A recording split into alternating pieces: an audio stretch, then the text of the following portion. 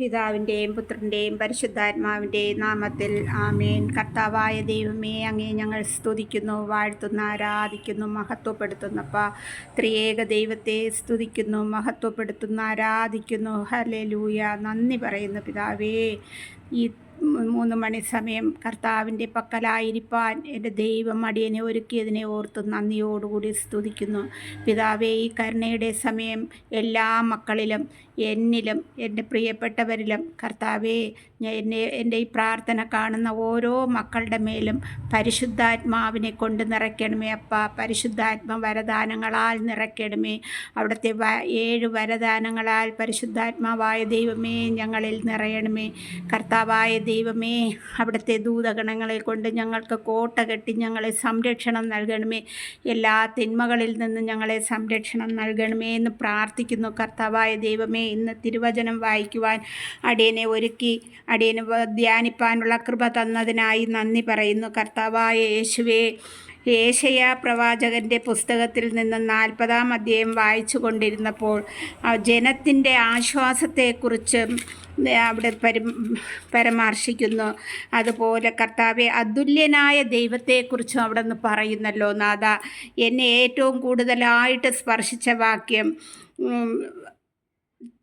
31-ാമത്തെ വാക്യം ഇപ്രകാരം പറയുന്നു: എന്നാൽ ദൈവത്തിൽ ആശ്രയിക്കുന്നവർ വീണ്ടും ശക്തി പ്രാപിക്കും. അവർ കഴുകന്മാരെ പോലെ ചിറകടിച്ചുയരും. അവർ ഓടിയാലും ക്ഷീണിക്കുകയില്ല, നടന്നാൽ തളരുകയുമില്ല. അതെ അപ്പ, കർത്താവായ ദൈവം ഞങ്ങളോടൊപ്പം കൂടെയുള്ളപ്പോൾ ഞങ്ങൾ ആരിലും ആശ്രയം വയ്ക്കാതെ വണ്ണം എൻ്റെ ദൈവത്തിൽ ആശ്രയിക്കുമ്പോൾ അവിടെ നിന്ന് ഞങ്ങൾക്ക് ഓരോ ദിവസവും ഓരോ നിമിഷവും ശക്തി തന്ന് ഞങ്ങളെ അനുഗ്രഹിക്കുന്ന കൃപയെ ഓർത്ത് സ്തുതിക്കുന്നപ്പ. കഴുകന്മാരെ പോലെ ഞങ്ങൾ ചിറകൊടിച്ചുയരും. അതിനൊരു നാൾ ദൈവം ഞങ്ങളെ ഒരുക്കുമെന്ന് പൂർണ്ണമായും വിശ്വസിക്കുന്നു. ഞങ്ങൾ ഓടിയാലും ക്ഷീണിക്കുകയില്ല എന്ന് അവിടെ നിന്ന് പറയുന്നു. കർത്താവെ, ഇതെല്ലാം സംഭവിക്കുന്നത് അവിടുത്തെ മക്കളോട്, അവിടത്തോട് ചേരുന്ന മക്കളുടെ മേലാണല്ലോ ദൈവമേ. കർത്താവായ ദൈവമേ, ഓരോ മക്കളെ അവിടുത്തെ സന്നിധിയിൽ കൂട്ടിച്ചേർക്കണമേ.